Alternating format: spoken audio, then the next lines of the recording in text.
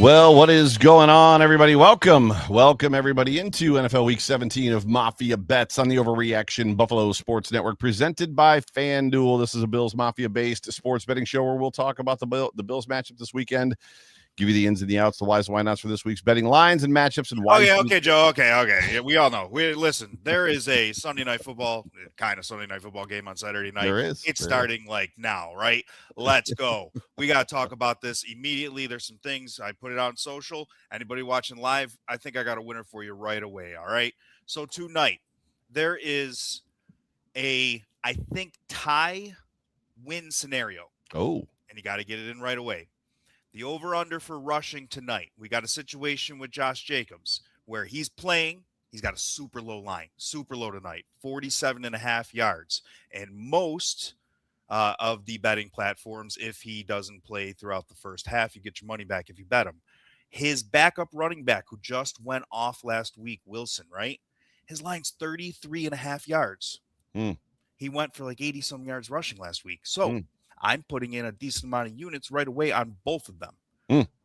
Jacobs and Wilson, I'm slightly laddering them both, but let's just keep it basic. Jacobs, Williams. If you bet both of them Wilson, at their Wilson, yes, at their very low lines, I almost guarantee you hit one of them and you might hit both. Or you might get your money back on one if Jacobs gets hurt and doesn't play the rest. Because Jacobs is averaging way over 47.5 yards rushing. They massively lowered his line because of his injury. Right. So if he doesn't play most of this game, Wilson's going to smack 33.5 yards. And I think that game tonight is going to be, you got two backup quarterbacks. Yeah. You've got a lot of ground and pound, two big bruising running backs in the cold. There's going to be a lot of rushing. I'm taking Willis over 31.5 yards rushing. He had 40-some yards rushing in a half of football last week. I'm probably going to put a little bit on Derrick Henry. Trying to right now, but I'm talking to you guys. And then, of course, I'm taking Jacobs and Wilson for equal units, thinking I could hit both, but almost certainly going to hit one. I think it's basically a free play, guys. Very nice. So to wrap is if you bet like I do, which is usually very last minute, go hit that one more time. So Jacobs over 47.5, Wilson as well over 33. Separate bets, guys. 47.5 on Jacobs rushing, 33.5 on Wilson rushing. The top two running backs for Green Bay, bet them evenly. Yep. I think you're in a tie win situation.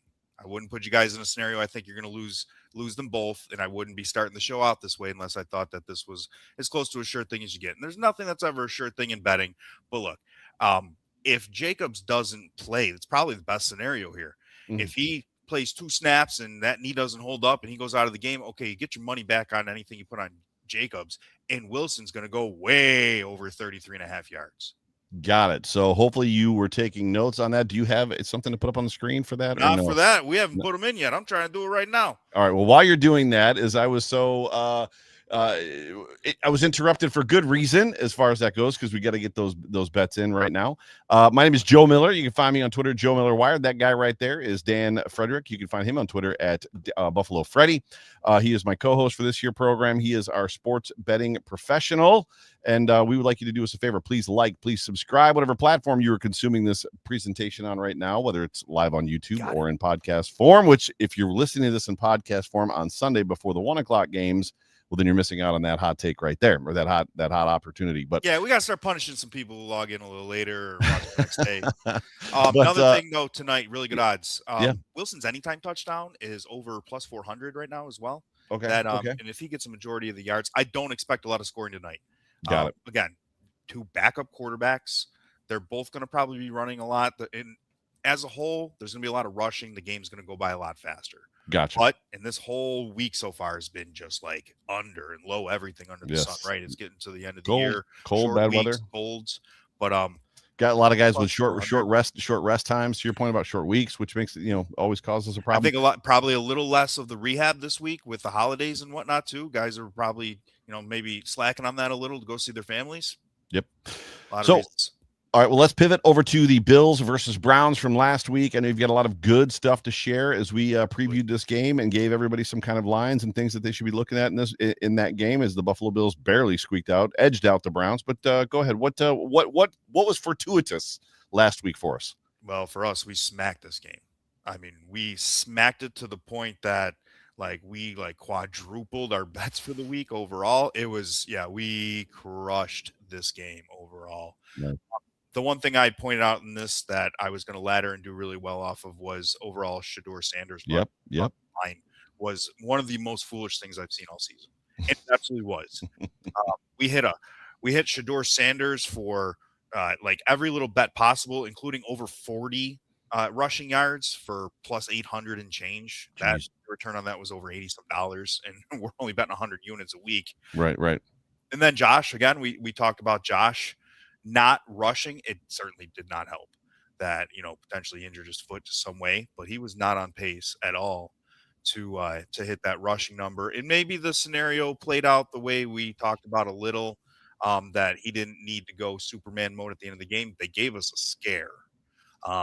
But he didn't need to pull out all the stops towards the end. They were up big to start. That was a little ridiculous throughout the middle of that game. It was just it was that boring football we really talked about. I think we predicted a 27-20 rough score, 23-20. Yeah. That's a little bit closer than we anticipated, but Bills played on their competition, and they did last week, and they had an interesting plan, I think, when it came to Myles Garrett too.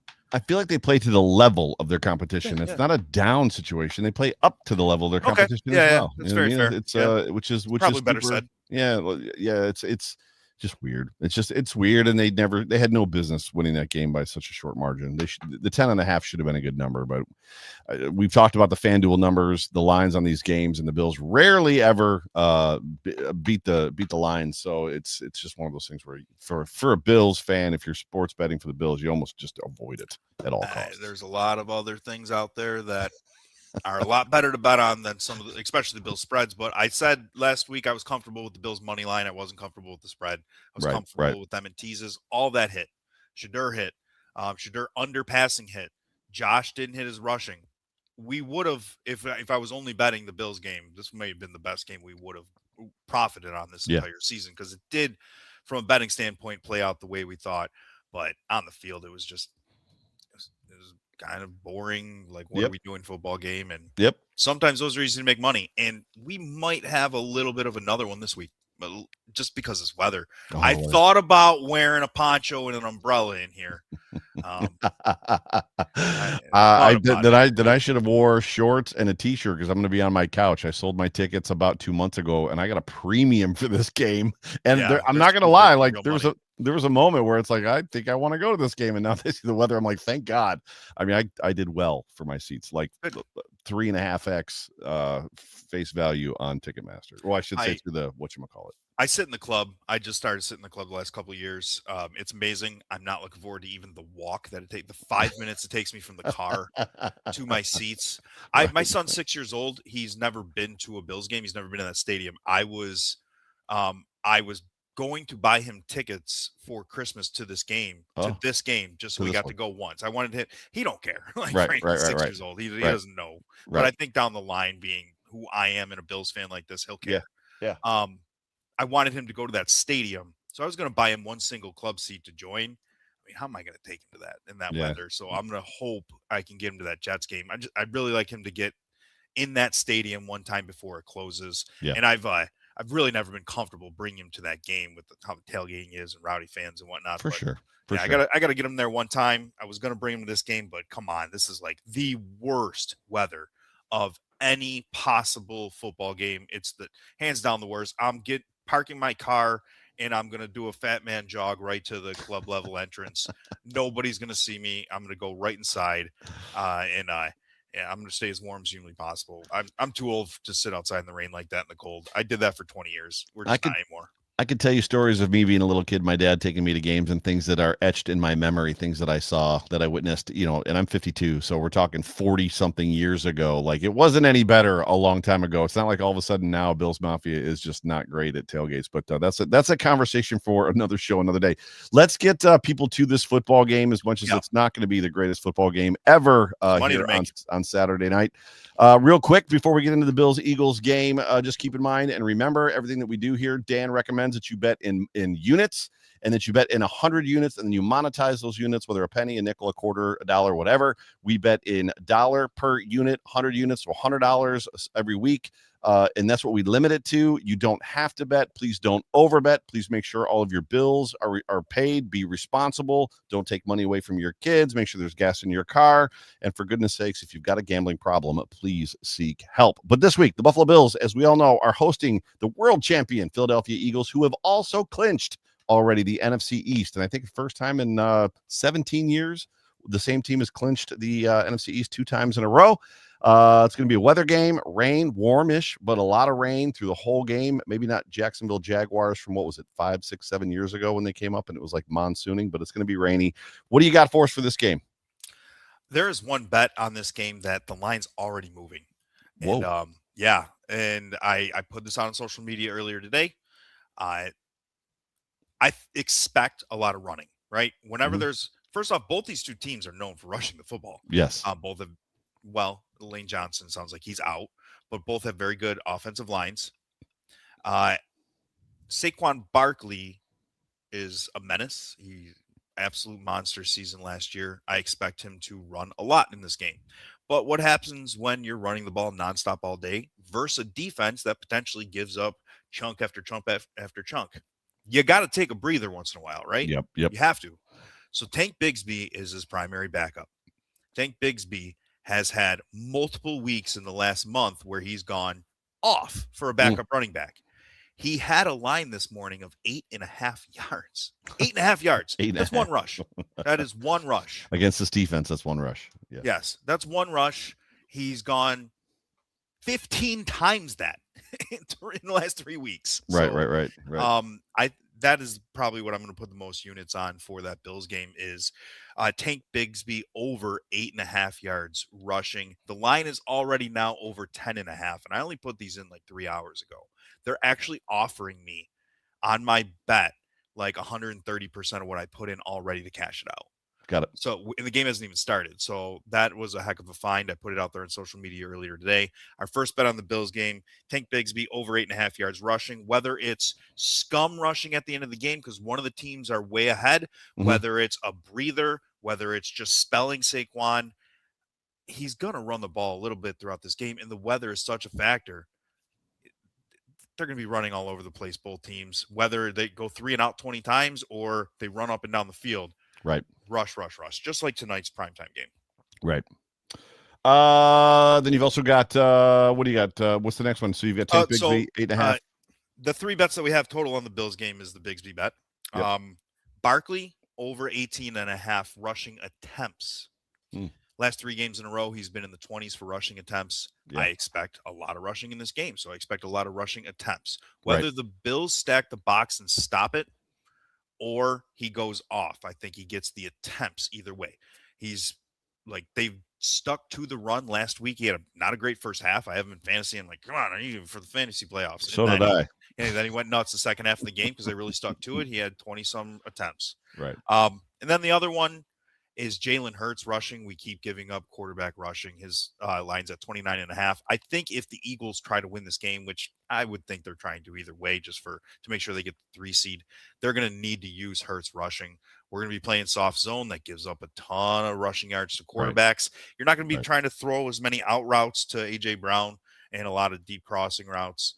That leads to him just taking 5-6 yards left and right, and that adds up to 29.5 yards in my eyes. I am not taking James Cook rushing attempts purposely. Interesting. I think like 5 of the last 7. His line's 19.5 rushing attempts, which is more than Barkley. Barkley gets more attempts than him.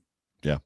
There's the news is not necessarily so great for the Buffalo Bills. Jordan Poyer, I believe, is out for this football game, or potentially going to be out for this football game. They called up a tight end, which means you've got to assume that one of our tight ends is not also going to be playing in this football game, either Dalton Kincaid or Dawson Knox. Big Phil's not going to play. There's a couple other. It's going to be a mishmash. It's going to be another mash unit, if you will, for the Buffalo Bills. We're destroyed at D tackle, and Jalen Carter's back for them at D tackle. Right. So that equals I take Barkley. I don't take Cook.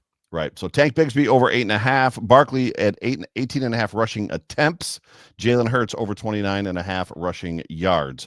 Moving on into this week's games. No overreaction or underreaction I felt because like interrupting you to start the day, and I figured that was going to take a little bit of time. We got a lot going on today. Sabres game, Sunday, Sunday night football, whatever this is considered. yeah. We'll give you all the bets anyways. Just we're going to skip overreaction, underreaction. But another thing on that Bills game. Oh. Every time we talk about a bet with the Bills that isn't available, it seems to hit, right? Yep. Hi Johnson all the time. Yep. Jackson Hawes, right? If we The are line. down to potentially only him or he's the primary backup tight end, if you can find anything on Jackson Hawes, he's going to be a target in this game, especially in a ground and pound game, right? Yep, hit it. For sure. So moving on to the hammer bet of the week, and this is the one bet that Dan is super sure of that you need to make sure that you've got in all of your parlays in some form or fashion. What do you got for us, Dan? My championship winning fantasy football quarterback.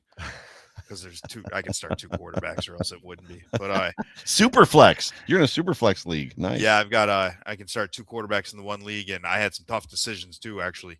But Trevor Lawrence, he has scored at least 2 passing touchdowns in the last 5 weeks. He's heating up.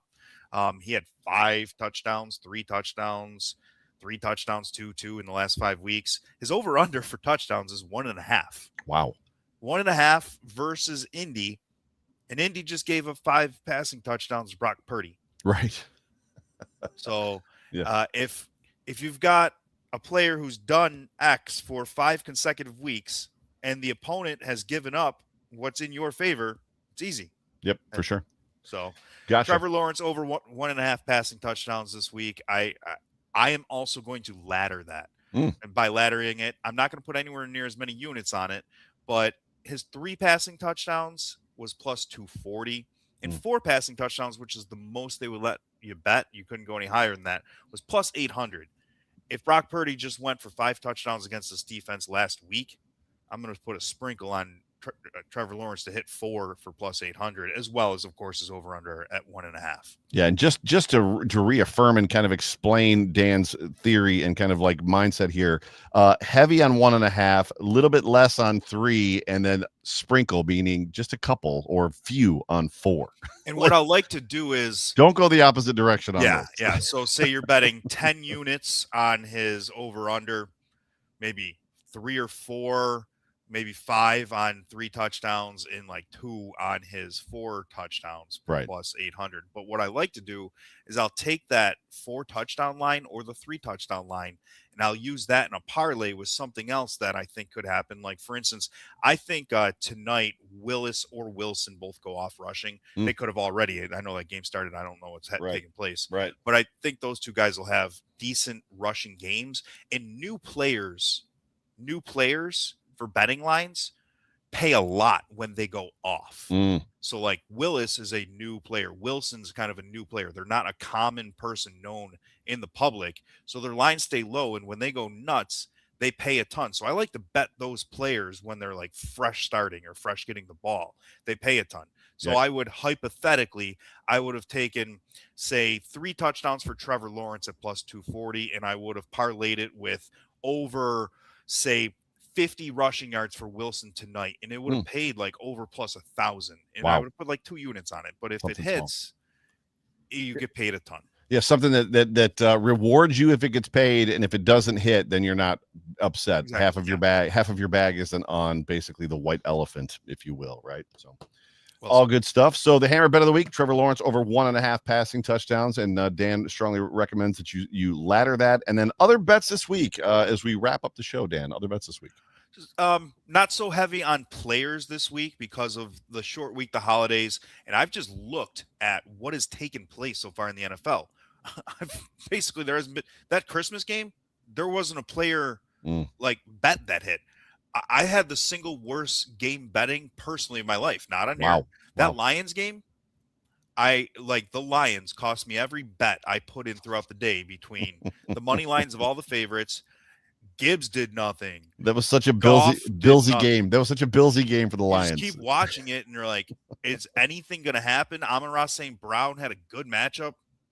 There are Gibbs there are went nuts against them before, nothing happened, and then of course they don't win the game or cover anything. So when right. you parlay them with the other heavy favorites in that game because they're playing nobody quarterbacks, you expect that to happen. You get smoked, and I got smoked. I Yeah, got smoked on Christmas. there's moments that you begin to realize the truthfulness in our lineage that is to and directly connected to the Detroit Lions. Like the Detroit Lions are the billsiest football team like in the NFL, Yeah, and we are a direct descendant from them. And if you don't know, Ralph Wilson Jr., the founder of the Buffalo Bills, is from Detroit and used to be a co-owner of the Detroit Lions before he founded the Buffalo Bills. Yeah, that was a rough game for them for sure, and apparently for you. So yeah, glad we didn't financially talk rough about that game one. for me. Fantasy football championship though. Hey, We were playing against Goff. We were playing against Montgomery and Gibbs. nice. I'm walking to that win. So I'll take the financial loss for I'm gonna win the league, and we're gonna have some chirping, some bragging rights all year round versus my Gotcha. best friend. So Gotcha. but what I was getting at as far as bets that I like this week, Yeah. I'm leaning more towards teams instead of players. It's Okay. just a weird week. It already has been, and I kind of believe in trends. And if I see something is off, I stay away. You don't have to bet, right? You don't Right. have to. So if there just we've got our Bills bets in. I liked some things tonight. But the Bucks are in a must-win situation, playing in warm weather. They're under a touchdown favorite against Quinn Ewers. Right? They have to win that game. I like Baker Mayfield. I think he's kind of clutch. They're getting more healthy. I expect them to cover that. And then we all see what's happening with the Raiders, right? Yes. What a story. Yeah. Max Crosby. Hi, Max. Hello. Come to Buffalo. Yeah, his contract is very tradable. Please, we need a Havoc Reeker. They just shut down for the season. Yeah. They're two by far best players in him Right, and Bowers. They seem to be clearly just trying to tank and versus a team that's also just bad. But the Giants are still they look like they're trying. They're starting Jackson Dart, who's been he's fighting. He's serviceable. He's decent. He's best rookie quarterback so far. So I'm taking the Giants to cover in that game because I just think the Raiders are just purposely laying an egg for the first overall pick. You might be right. And that's all of them, right? I think that's everybody. That's what we got. We have a whole bunch of football games that happened before we aired this show. So there wasn't a lot to pick from, and I'm not going to give you guys stuff I'm not confident in.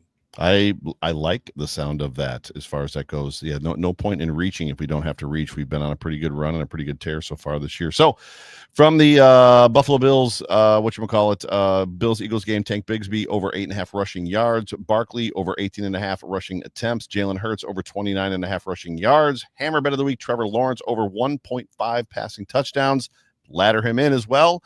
And then other bets that Dan likes this week, Trevor Lawrence over 247.5 passing yards, all rushing in Green Bay versus Ravens, including Wilson, anytime touchdown at plus 405, and then the Bucks at minus 5.5, money line versus Miami, and then the last one, Giants minus 2.5 versus the Raiders. Anything else before I get us out of here and off to the football game that's on right now? I would like the Bills to win this game. Me too. Especially with what happened today, because we were really fighting the Chargers, I think, for the 5 seed. Yep. So now the 5 seed's really obtainable, and I think I honestly believe that somebody in the 5 seed could host the AFC Championship game. So, I mean, look, do we really think Denver's a true great 1 seed? Do we think Patriots are a great 2 seed? No. Both those teams could lose their very first game of the playoffs, and I would not be surprised whatsoever. Yes. I know that I'm betting the money line on whatever team plays them because I think that the 5, 6, 7 seeds are going to be the better football teams across the board than Denver and the Pats. Right. So you got to win this game tomorrow. I never have a lot of confidence in the Bills in big games, but they win the big games. So I don't know. Super weird. I'm really hoping that the Eagles come in here in a cold, wet, terrible situation and know that they're locked into the 3 and just maybe half-heartedly lay an egg. But most importantly, stay healthy. Josh's foot's the most important thing in the world right now. Health is more important than the 5 seed. I'm greedy. I want them to go get that 5 seed, potentially the 2. That'd be nice. Yeah. I don't have a lot of faith in the Pats losing to either of these opponents, but get in there, stay healthy, and hopefully we at least get the 5 seed and get out of there. enjoy the football game tomorrow against the Eagles. Ladies and gentlemen, I got to say what's coming up. So next week, or I should say next week, tomorrow, after the Bills-Eagles game is the Overreaction Buffalo post-game show with myself, Jerry Ostrowski, former Bills, Jerry Ostrowski, and John Fina. Monday, the Off Tackle with John Fina show, where he's going to break down some of the game film from this game against the Eagles. Tuesday, we've got Howard Simon on the On the Beat episode this week. And then Wednesday, of course, 7 days to Sunday. But thank you guys so much for tuning in to Week 17, NFL Week 17 of Mafia Bets on the Overreaction Buffalo Sports Network, presented by FanDuel. So good to have every single one of you. But for me and for my man Dan, go Bills. Go Bills. Go Bills. Go Sabres. And Sabres, yes. Go, go, go.